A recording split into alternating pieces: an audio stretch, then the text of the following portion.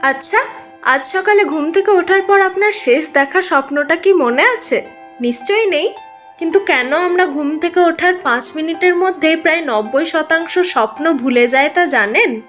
এর পেছনে রয়েছে দারুণ এক বিজ্ঞান। আমরা যখন ঘুমাই তখন আমাদের ব্রেনের মেমোরি তৈরির প্রধান অংশ, যাকে বলা হয় হিপোক্যাম্পাস, সেও তখন গভীর ঘুমের মধ্যে থাকে। ফলে স্বপ্ন তৈরি হলেও মস্তিষ্ক সেটাকে স্থায়ী স্মৃতি হিসাবে সেভ করতে পারে না।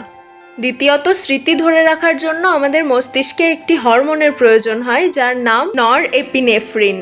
তবে ঘুমানোর সময় আমাদের শরীরে এই হরমোনের মাত্রা একেবারেই কমে যায়, ফলে ঘুমের মধ্যে দেখা স্বপ্নগুলো কর্পূরের মতো উবে যায়। তবে হ্যাঁ, যদি আপনি স্বপ্নের মাঝখানেই জেগে ওঠেন বা স্বপ্নটি খুব ভীতিজনক বা আবেগের হয়ে থাকে, একমাত্র তখনই তার কিছু অংশ আপনার মনে থেকে যায়।